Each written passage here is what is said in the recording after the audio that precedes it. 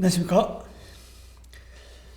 이번 시간에는 요한복음을 같이 나누겠습니다.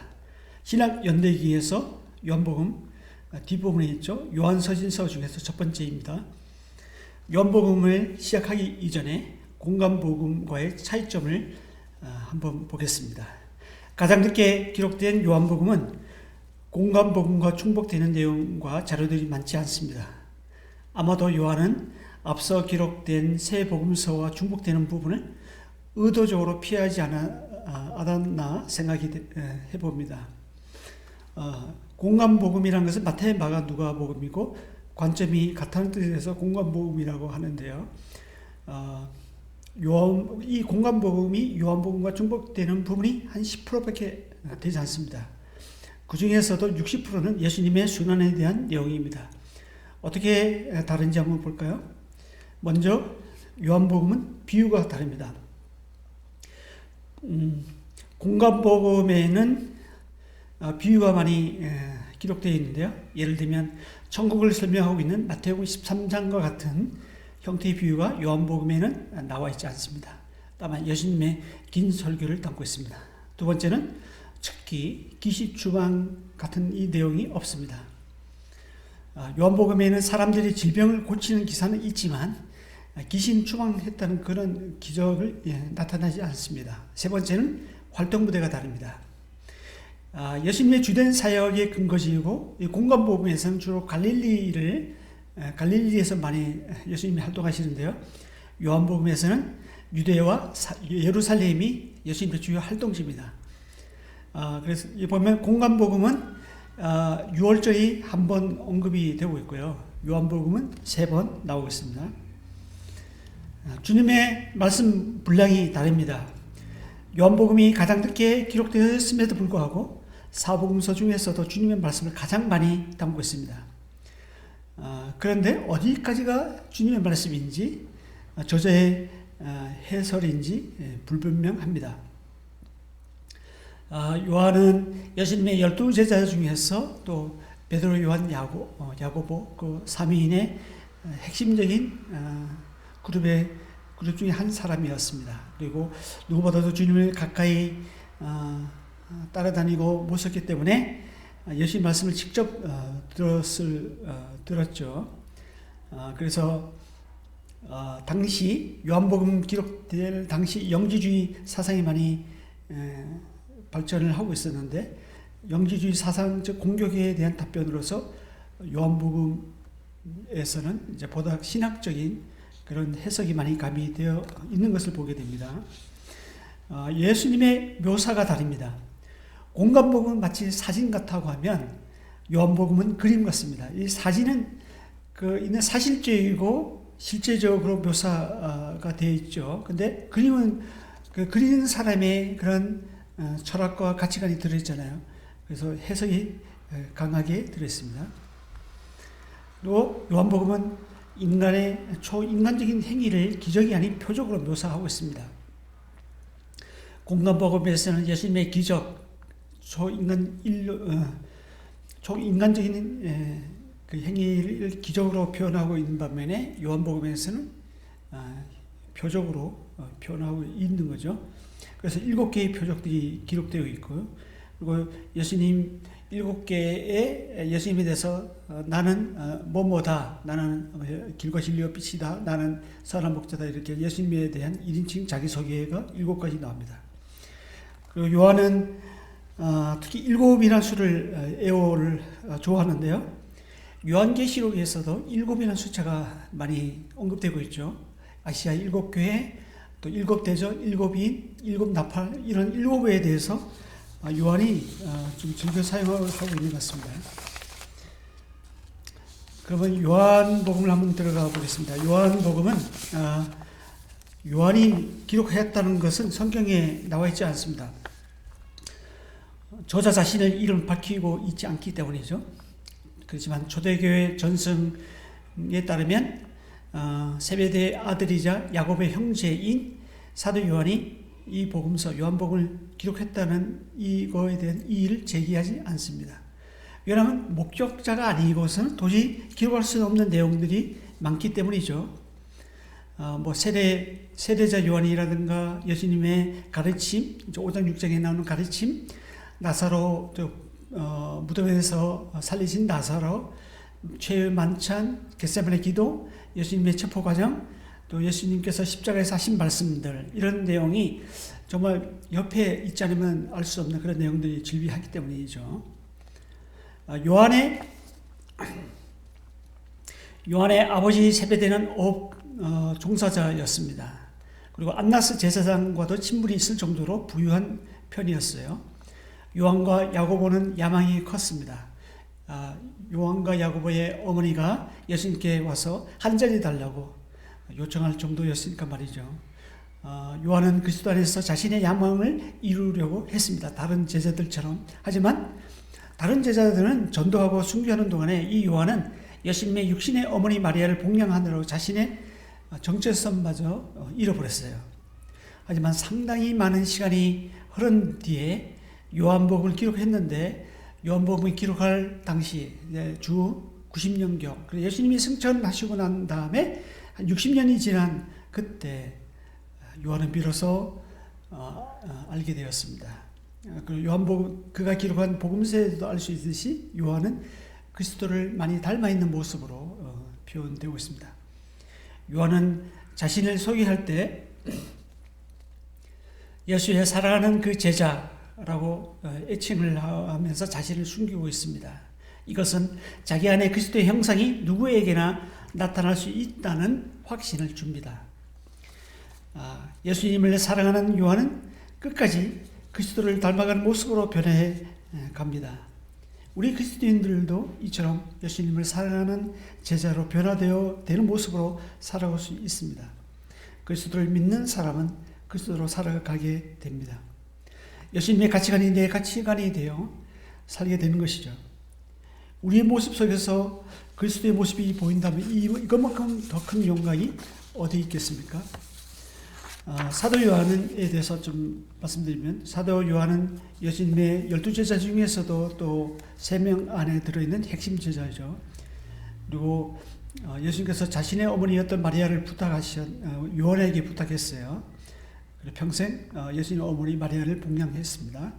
아무런 기적도 행하지 못했던 사람이었습니다.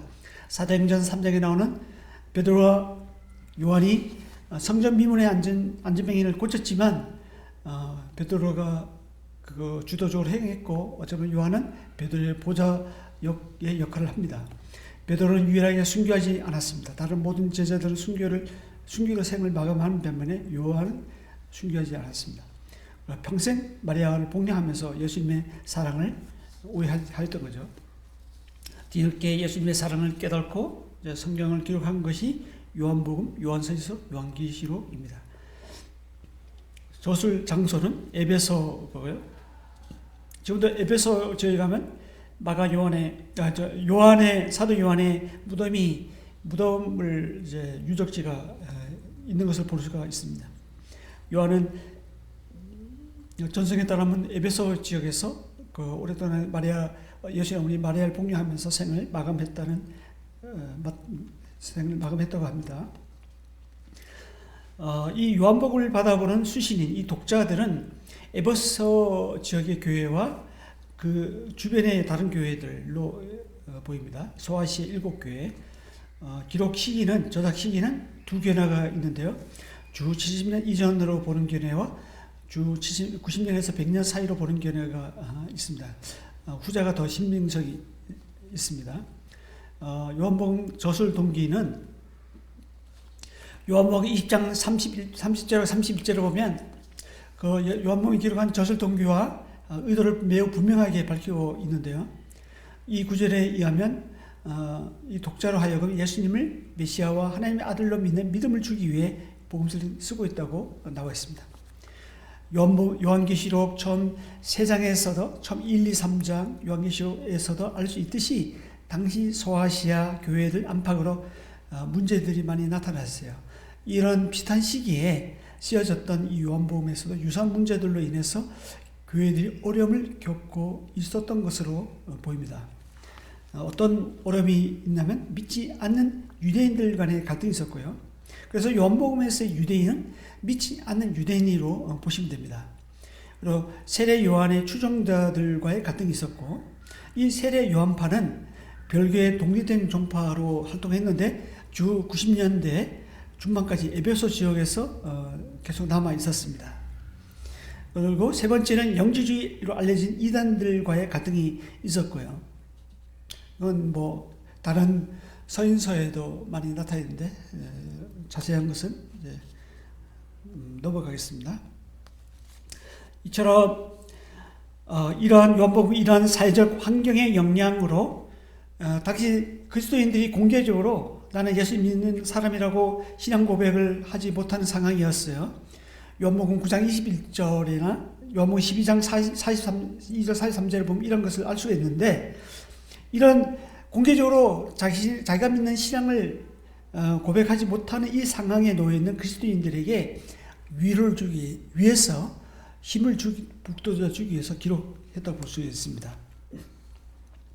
요한복음을 기록한 목적 두 가지를 보면, 요한복음 20장 31절에 보면 오직 이것을 기록하면 너희로 예수께서 하나님의 아들 그리스도 있음을 믿게 하려 하며, 이걸로 한 목적이 이제 나오고, 또 너희로 믿고 그 이름을 힘입어 생명을 얻게 하려 함이라. 여기서 알 수 있는 두 가지는, 첫 번째 불신자를 향한 목적입니다. 그리스도를 하나님의 예수께서 하나님의 아들 그리스도 있음을 믿게 하려 합니다. 예수님을 믿으라는 소리죠. 전도의 목적으로 기록했습니다. 두 번째는 그 이름을 힘입어 생명을 얻게 하려 합니다. 신자를 향하는 목적이다. 즉 그리스도의 모습으로 변화되어 당당하게 살아가라고 이 양육의 목적으로 기록했습니다. 이 두 가지의 목적이 분명히 요한복음에 나오기 때문에 구도자들에게나 또 믿는 성도에게도 요한복음은 굉장히 유익하고 읽으면 읽을수록 생명이 더 풍성해지는 것을 느낄 수 있습니다. 경험할 수 있어요. 요한복음에는 그 777 복음서라고 하는데요. 뭐 은하철도 99가 아니라 요한복음은 777로 정리될 수가 있습니다. 먼저 7개의 표적들이 나옵니다. 7개의 표적들은 7개의 영적 의미가 있는데요. 예수 그리스도에 대한 7가지 중요한 사실을 7개의 표적을 통해서 보여줍니다. 표적은 그 자체가 중요한 것이 아닙니다. 그것이 의미하는 바를 이끌어내는 것이 중요한데요. 이 예수님 요한복음 기자는 이 표적을 통해서 생명의 그 풍성한 그런 영적 의미를 좀 알리고자 했던 것입니다. 표적은 화면에 보시는 것 같이 물이 포도된 표적, 뭐 신의 아들 살린 거 이게 쭉 나오는데요. 이거 화면을 보시고 참고하시고, 또 7개의 예수님의 1인칭 자기소개에 대해서 나옵니다. 이것은 7개의 표적과 또 연결되어 있습니다.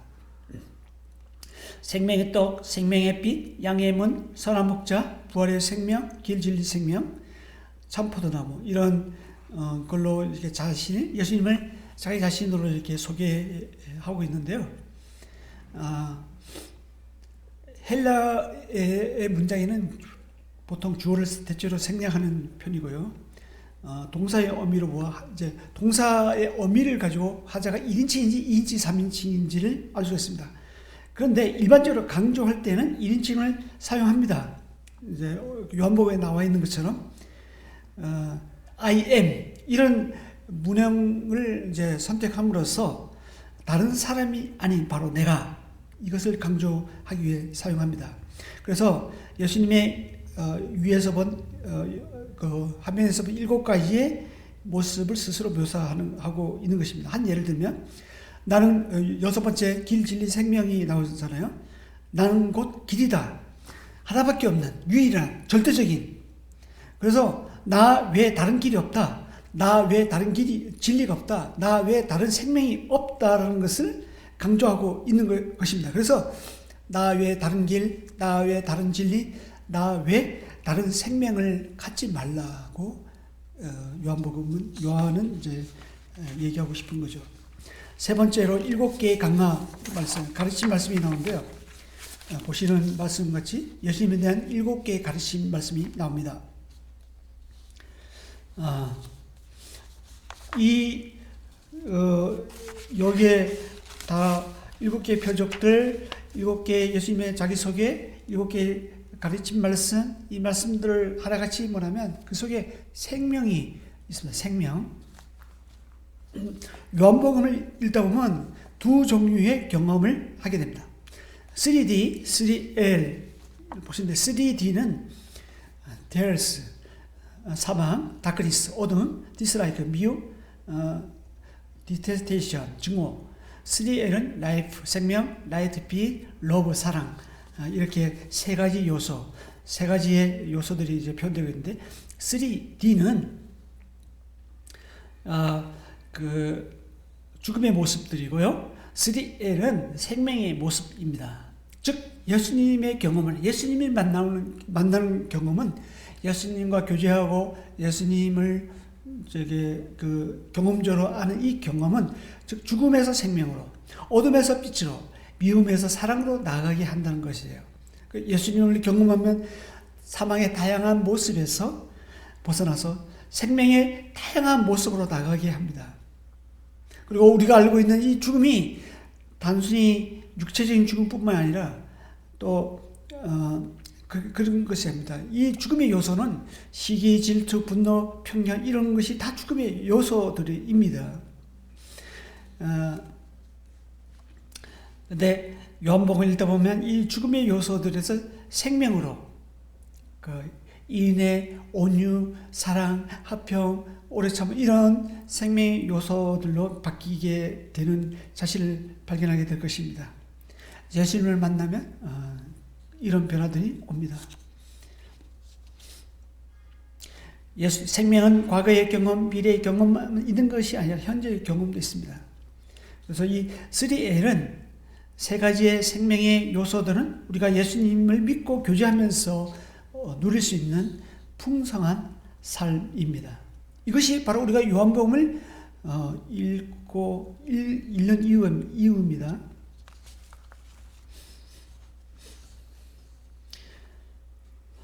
요한복음은 이제 서문에서 요한복음 구절을 잠깐 보시면 서문에 있는 이제 1장에 보면 여러 개의 구절들이 복음서 전체의 구조와 내용을 이제 암시해주고 연결되는데요. 1장에 보면 1장 11절에 보면 자기 땅에 오매 예수님께서 이 내용이 1장 19절에서 4장 54절에 연결됩니다. 예수님께서 이스라엘 백성들에게 이제 말씀을 가르치고 전해고 이스라엘 백성들에게 말씀이 들려지죠. 그렇지만 자기 백성이 영접하지 아니했어요. 이스라엘에게 거부를 당했습니다. 5장 1절에서 12장 50절에 그런 내용이 납니다. 그렇지만 영접하는 자, 곧 그 이름을 믿는 자들에게 하나님 자녀가 된 권세를 주셨다. 이것은 13장 1절에서 17장 26절에 나오는 내용입니다. 제자들이 받아들인 말씀이죠. 이제 누구나 예수님 믿기만 하면 이제 제자가 되고 이스라엘 벗어나서 모든 민족에게 이제 복음이 열려 있는 그런 것을 볼 수가 있고요. 그리고 우리가 다 그 의에 충만한 데서 받으니 은혜 위에 은혜를 요한복음 18장 1절에서 20장 31절에 나오는 은혜와 진리를 말하는 하나님의 말씀을 말해 주겠습니다. 요한복음의 전체 요약인데요. 이것은 뭐 다 이야기할 수는 없는 거고 게시판에 올려놓을 테니까 참조하면서 보시면 도움이 되겠습니다. 요한복음의 주제를 딱 정리하라면 아버지의 영광을 드러내시고 나타내시는 예수 그리스도. 이 예수 그리스도가 우리를 통해서 마찬가지로 하나님의 영광을 우리의 삶 속에서 드러내시고 나타내기를 원하신다는 것입니다. 두 가지 질문을 우리가 생각하면서 읽으면 좋겠는데요. 요한복음 성경 읽기를 하다 보면 이 두 가지 질문 중에 하나로 분류될 수가 있습니다. 모든 사람은 이제 그게 뭐냐면 요한복음을 읽으면서 예수 그리스도는 누구신가? 그리고 그 예수 그리스도가 내가 무엇을 하기를 원하시는가? 이 질문을 하면서 요한복음을 읽어 나가면 좋겠습니다. 근데 우리는 예수님이 누구신가에 대한 질문에 대한 생각들은 나름대로 의견을 가지고 있습니다. 하지만 예수님께서 나에게 무엇을 하기를 원하시는가에 대한 질문에 대한 것은 이 단계까지 잘 넘어가지 못하고 경향이 있는데, 구체적으로 우리가 요한복음을 읽으면서 예수님 나에게 무엇을 하기를 원하시는가를 실행해보고 나눠보고 그렇게 하면 정말 요한복음이 읽는 게 즐겁고 정말 좋을 것 같습니다. 요한복음이 좀 쉬운 것 같잖아요. 굉장히 어떻게 보면 어렵고 굉장히 심오합니다.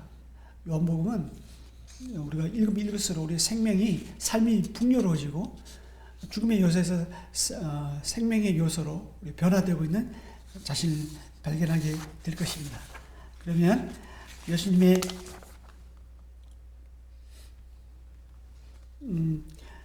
주요 사역지를 한번 볼까요? 요한복음을 이제 1장부터 21장까지 이제 배경을 간략하게 설명드리고 정리해 볼까 하는데, 예수님의 주요 사역지는 예수님은 주로 예루살렘, 오른쪽에 예루살렘 지역에서 이제 주로 많이 활동을 했고요. 그 중에서 1장에 나오는, 요한복음 1장에 나오면 이제 세례 요한이 나오잖아요. 요단강에서 예수님께 침례를 베풀었는데, 요단강이 요 위에 갈릴리 바다가 있고 밑에 사해가 있습니다. 갈릴리 바다를 시작으로 해서 사해로 흘러가는 강, 이 줄기가 요단강인데 한번 보시겠습니다.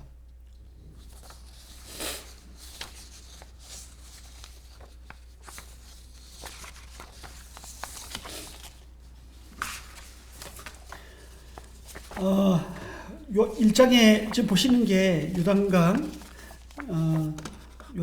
이제 흘러가는 이제 줄기를 보고 있고, 밑에는 요단강 하부, 사해 근처에 있는 요단강 이제 침례터입니다. 그리고 유대 광야 끝자락을 보시고 있는데, 요한복음 1장 28절에 보면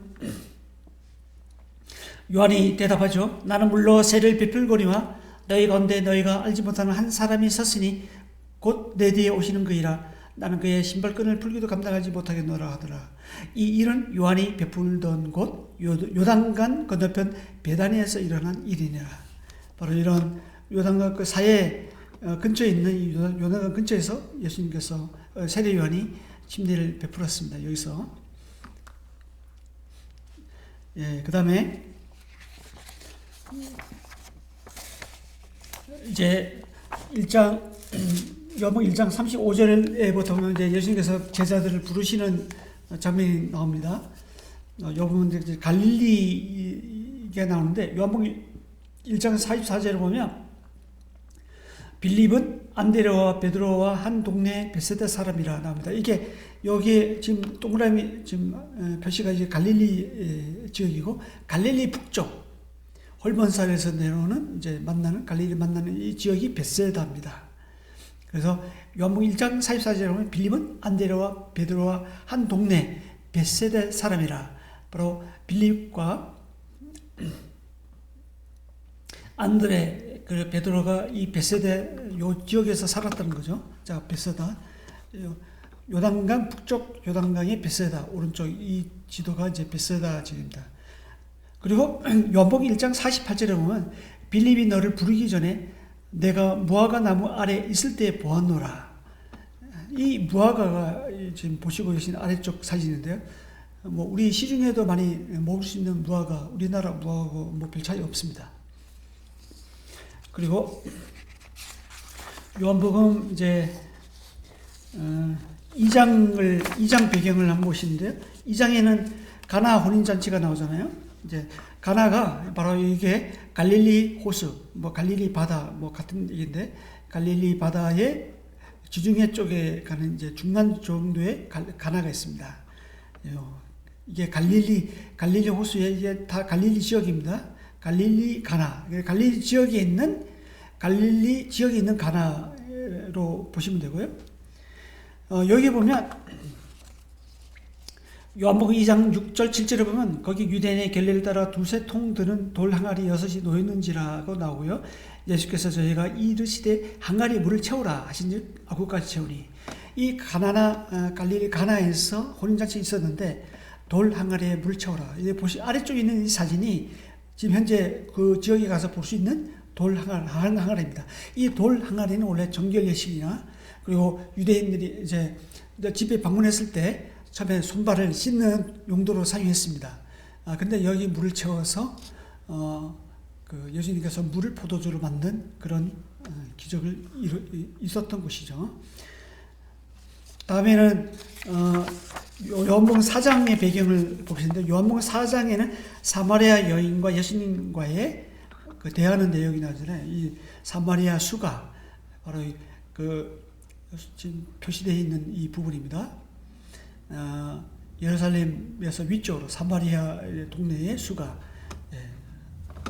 여기 보면 유대인과 상종치 아니함이라 이런 표현이 나오는데 왜 유대인과 상종치 아니냐? 이것은 그 배경이 열왕기하 17장을 배경으로 하고 있습니다. 주전 722년에 아수르 위에서 북왕국 이스라엘이 멸망을 했잖아요.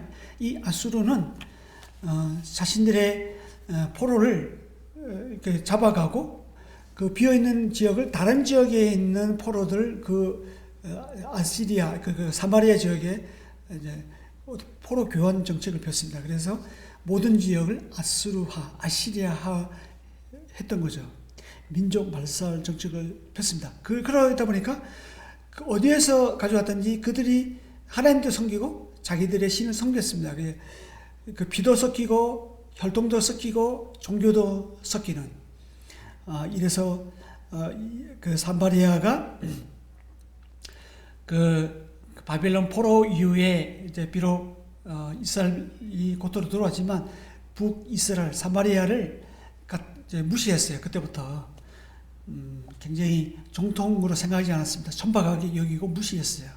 이것이 예수님 당시에도 이제 그대로 나타났던 거죠. 선한 사마리아 비유에도 그렇고 또 사마리아 여인과의 대화 이런 배경으로 해서 사마리아 4장 요한복음 4장 읽으면 좀 도움이 되겠습니다. 오른쪽에 보이는 것이 사마리아와 그리심산인데요.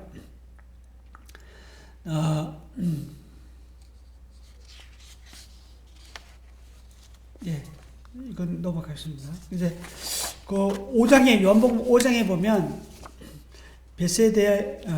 베데스다 못이 나오는데요. 요한복음 5장 2절에 보면 예루살렘에 있는 양문곁 히브리 말로 베데스다라는 못이 있는데 거기 5 행각이 있고 그 안에 많은 병자, 소경, 전륜발이, 혈기 마른 자들이 누워서 물에 동함을 기다린다고 이렇게 그런 표현이 나옵니다. 베데스다가 예루살렘에 있습니다. 성전 안에 예루살렘 성곽 안에 베데스다 못이 있는데 이것은 연못은요. 건기 때는 이렇게 보시는 대로 물이 없어요. 근데 우기 때 되면 물이 채워져서 뭐 성전에 희생 동물의 뭐 씻는 도구로 사용하기도 하고 여러 가지 용도로 사용했습니다. 여기에 그 사람들이 물의 동함을 기다렸던 거죠. 많은 병자 환자들이. 이때 예수님께서 와서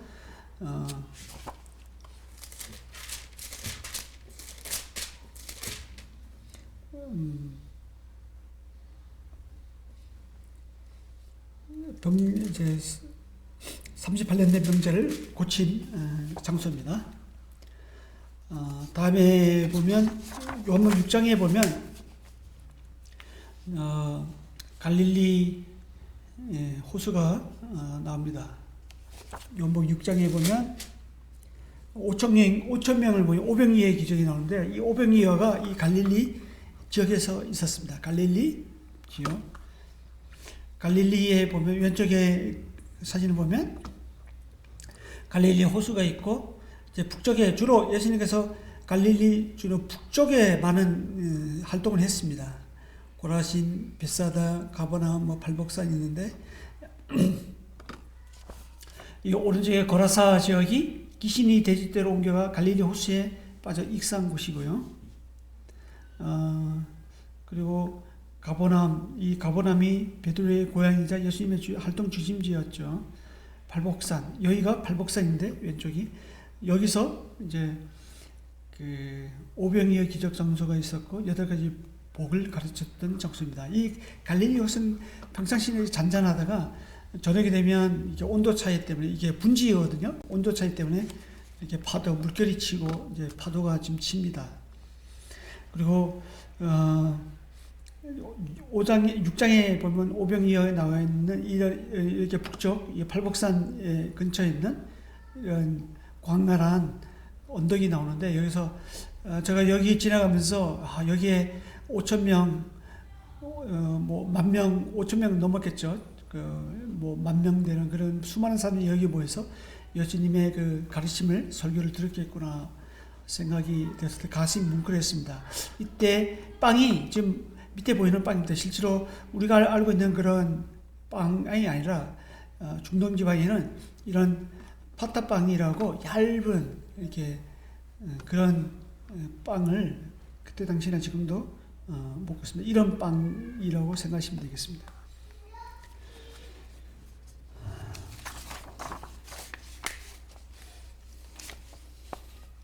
그리고 이 빵을 가지고 이제 예수님께서 나는 생명의 떡이니 내게 오는 자는 결코 줄이지 아니할 터요 나를 믿는 자는 영원히 목마르지 아니한다고 말씀하셨죠. 요한복음 6장 35절. 그리고 요한복음 6장 24절에 보면 곧 베드를 타고 예수를 찾으러 가버나움으로 갔어. 그런데 이 가버나움이 북쪽에 위치해 있고요. 그리고 요한복음 6장 59절에 보면 이 말씀은 예수께서 가버나움 회당에서 가르치실 때 하셨더라. 가버나움 지역에 있는 이 회당이 지금 현재 남아 있습니다. 다음에는 그 7장 8장에 보면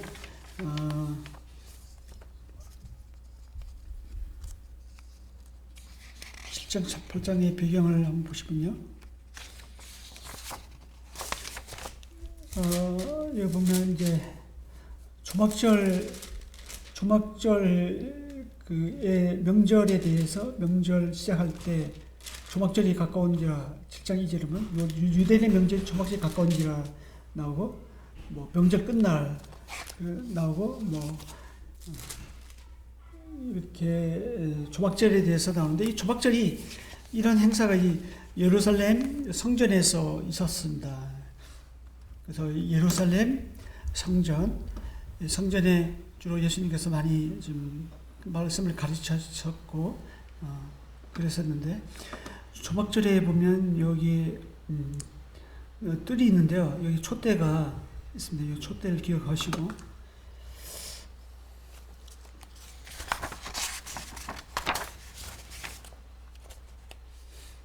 요한복음 9장에 보면 9장 7절에 보면 이르시되 실로암 못에 가서 씻으라 하시니 이에 가서 씻고 눈은 밝은 눈으로 왔더라. 실로암 못이라고 있는데 이 실로암 못은 예루살렘 밖에 성 밖에서 이 히스기야 왕 때부터 거슬러 올라가는데 이제 외세의 침략을 대비해서 성 밖에 있는 기온샘 이게 물의 근원이죠.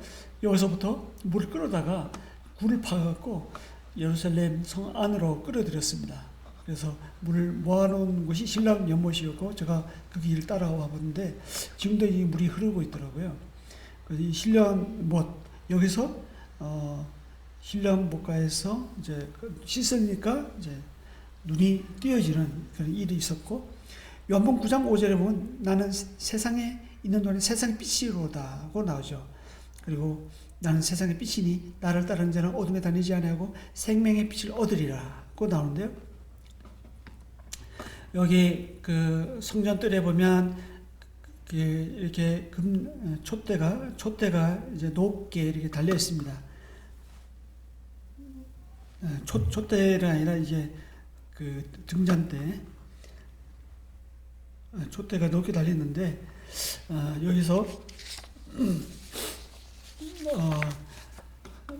일주일 조막절 행사 내내 일주일 동안에 계속 여기 불이 펴져 있어요. 그리고 예루살렘 이 지역이 좀 성전이 높은 곳에 있었기 때문에 그 예루살렘 지역에 있는 모든 사람들이 다 볼 수가 있었고 밝았습니다. 나는 세상의 빛이라 했을 때 그것이 무엇을 의미하는지 당시 기록 이 성경을 읽고 있는 사람은 그 의미를 다 알고 있었어요.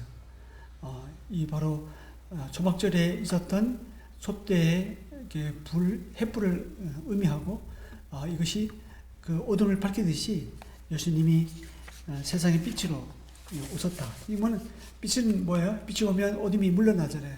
어둠의 요소가 사라지고 생명의 요소가 오는 거죠. 예수님을 만나면 이렇게 생명이 풍성해지는, 생명 없고 더 풍성해지는 경험을 하게 된다는 것을 말씀해 주고 있는 것입니다. 그리고 요한복음 10장에 보면 이제 목자의 선한 목자 이런 말씀들이 나옵니다. 그 배경이 양의 문, 선한 목자 이 배경이 유다 광야인데요. 사해와 예루살렘, 베들레헴 사이에 광야가 형성되어 있거든요. 이 광야를 배경으로 하고 있는데 사해와 예루살렘 사이에 유대 광야가 있고 그때 이 건기 때의 광야의 모습 4월에서 9월, 우기 때 10월에서 3월 이때는 건기 때는 물이 안 나니까 이렇게 꽉 마른 뭐 돌밖에 없죠. 근데 우기 때 되면 새싹이 돋아납니다. 그리고 이제 우기 때는 이제 예루살렘과 베들레헴 근처에 있는 목동이 이제 다윗도 이제 그 베들레헴 근처에서 양을 몰고 우기 때는 이 유대 광야에 가서 이 푸른 푸른 풀을 먹였어요. 근데 건기 때는 이 유대 광야에 풀이 없었기 때문에 북쪽으로 멀리 올라가야 했습니다. 사마리아나 뭐 그 세겜이나 그쪽 높게 올라가야 했는데 그만큼 이제 올라갔다는 것은 야영생활을 해야 됐고 한 달 두 달 오랫동안 머물러 있어야 했어요. 변수들이 많았고요. 그래서 밑에 하단에 왼쪽에 보면 이런 돌담을 싸가지고 양떼를 집어넣고 목자는 요 출입구 앞에서 쪼그려고 자는 거예요. 저녁에 양들 지키는 거예요. 그래서 나는 양의 문이다. 요한복음 10장에 나는 양의 문이다. 나는 양의 문이니 나보다 먼저 오는 자는 다 절도요 강도니 양들이 듣지 아니하느니라. 내가 문이니 누구든지 나로 말미암아 들어가면 구원을 받고 또는 들어가면 나오면 꼴을 얻으리라. 이 양들이 이 문을 통해서 들어가면 나와서 꼴을 얻고 물을 이제 양식을 먹는 거예요.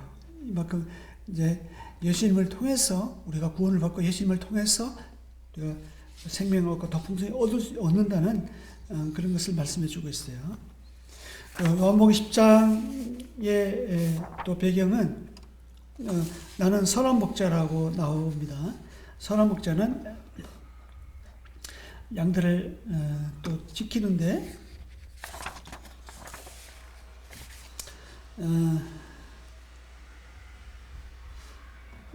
이렇게 그 유대 광야에는 동서로 이렇게 깊은 계곡이 많이 형성되어 있는데요. 이 그늘이지만 이렇게 음침한 골짜기가 형성되어 있고 염소들은 목자에 이렇게 그 좀 고집이 있어서 먼저 앞서가거나 뒤에 혼자 도출 행동을 자주 합니다. 그래서 목자 음성을 듣지 않고 이렇게 단독 행동하다 떨어져서 죽은 경우가 있는데 제가 여행하는 동안에 이렇게 염소 사체를 보고 깜짝 놀랐습니다. 막대기와 지팡이, 감람나무에 줄기에서 돋아난 이 줄기, 나무 가지가 이게 막대기이고요. 이걸 잘라서 막대기 사용했고 지팡이는 줄기에서 올라온 가지입니다. 이것을 잘라서 막대기 지팡이를 사용했습니다. 이건 자세한 것은 뭐 다른 시간에 말씀드리고 요한복음 11장 12장에 보면 나사로를 이제 살리는 사건이 나오잖아요. 그 지역이 예루살렘 근처 베다니 지역입니다. 보시는 여기 베다니의 마을이 지금 현재 마을이고 여기에 나사렛 무덤이 있습니다. 여기에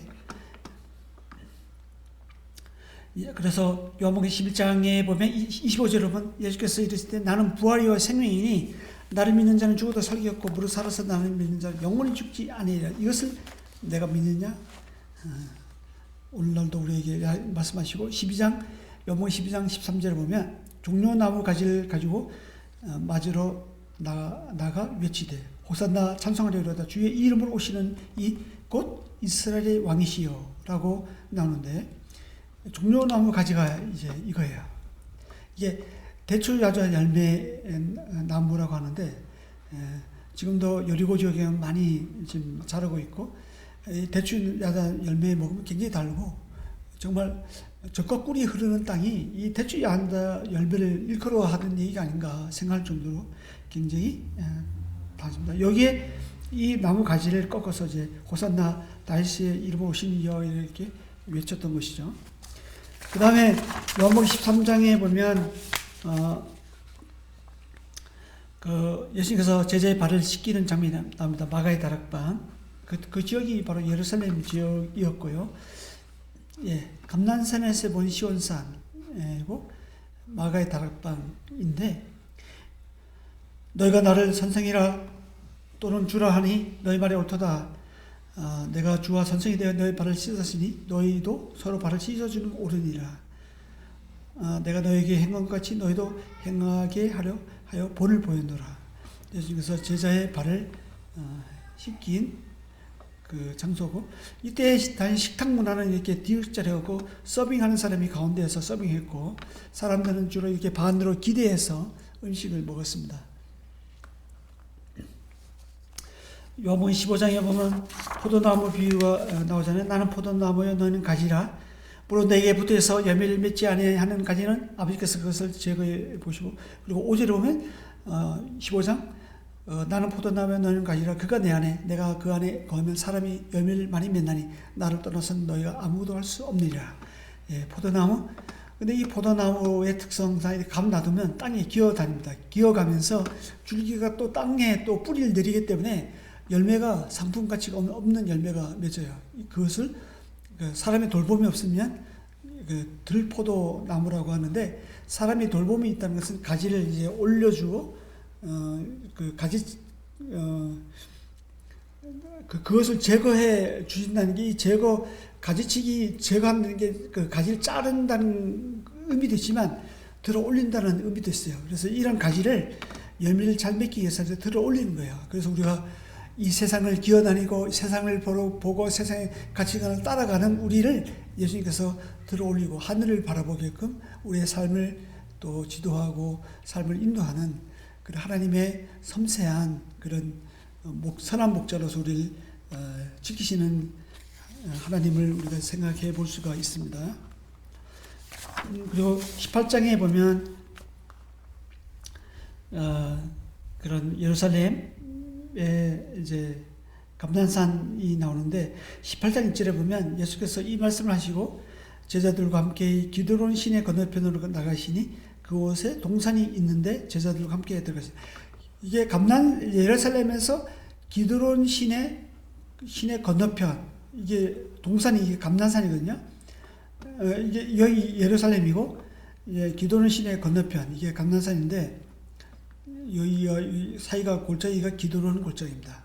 감난산에 가면 감람나무가 있고 겟세마네 동굴, 여기서 이제 마고의 길을 종의 길을 이제 베드로가 자른 그런 모습을 생각해 볼 수 있는 동굴입니다. 요한복음 18장에 보면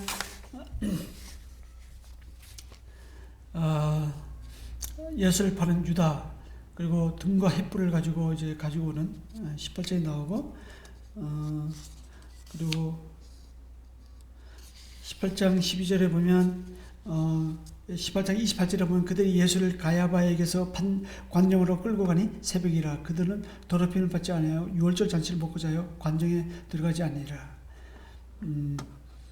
예수님을 이제 재판하러 관정을 끌고 갔고, 그때 걸어갔던 돌계단 모습을 보고 계시고, 그 다음에 19장에서 20장에 보면 예수님의 고난의 길이, 십자가의 길이 나옵니다. 여기가 예루살렘 성전이고, 영문 밖, 성전 밖에 골고다 언덕이 있었고, 예수님께서 이 골고다 언덕에서 이제 십자가에 못 박아 이제 돌아갔었는데, 그때 십자가를 지고 이렇게 갔던 길을 저도 한번 따라가 봤고요. 성서시대의 가정부담을 보고 계시고, 그 다음에 21장에 보면 다시 갈릴리 지역이 나오는데, 21장에 이제 갈릴리 제자들이 예수님이 무덤에 묻힌 후에 제자들은 뿔뿔 흩어지고 베드로를 포함해서 몇몇 제자들은 갈릴리에서 다시 고기잡이를 하고 있었죠. 이때 예수님께서 오셔서 요한복음 21장에 보면 요한의 아들 시몬아 내가 이 사람들보다 나를 더 사랑하냐? 이렇게 3번 물었습니다. 그럴 때 네, 주님께서 하십니다 했을 때 예수님께서는 내 양을 먹이라고 복음 사역을 자신의 남아있는 사역을 요한에게 베드로에게 부탁을 하죠. 위임을 합니다. 그리고 이때 그 전에 이제 베드로가 고기잡이 하고 있을 때 내 오른편에 그물 던지라 했을 때 잡은 고기가 153마리였잖아요. 네, 여기에 베드로 수익공 고기라고 해서 지금 예수님의 뭐 정확하지 않지만 그 기적이 행했던 곳이라고 생각하는 그 지역에 기념교회를 세워놨습니다. 베드로 고기 보수인데 이게 맞는지는 모르겠지만 이 갈릴리 호수에는 한 22여 종의 물고기가 산다고 합니다. 그 중에서 사람들이 지금도 즐겨 먹는 게 이 고기인데요. 저도 한번 먹어보니 굉장히 맛있습니다. 이때 당시에도 이 고기를 잡아서 팔지 않았나, 생계를 유지하지 않았나 생각하는데 이렇게 해서 요한복음의 배경을 한번 살펴보았습니다. 우리가 간략하게 뭐 이거보다 더 나눌 내용이 많지만 이 정도로 요한복음을 정리하고요. 요한복음을 읽다가 이런 이미지를 좀 염두에 두고 요한복음을 읽으시면 도움이 되실 것입니다. 이제 지금부터 읽으면 12월 첫째 주, 둘째 주까지 요한복음을 읽게 될 텐데 첫째 주까지 요한복음을 읽으면서 예수 그리스도는 누구신가? 그리고 예수 그리스도가 내가 무엇을 하기를 원하시는가를 생각하면서 그 질문을 스스로에게 던져보면서 요한복음을 읽어가면 정말 사망의 요소에서 생명의 요소로 내가 바뀌어지는 그런 경험을 하게 될 것입니다. 예수님을 만나면 우리의 삶이 바뀌듯이 여전히 예수님을 만나면 우리의 삶이 더 풍성한 예수님의 부활 생명으로 내 삶이 채워지는 것을 경험하게 되는 거예요. 그래서 요한복음을 정말 예수님 그걸 정말 우리가 예수님을 옷자락을 만드듯이 이렇게 잘 묵상해 가면 풍성한 우리가 겨울을 맞이하지 않을까 생각이 됩니다. 감사합니다.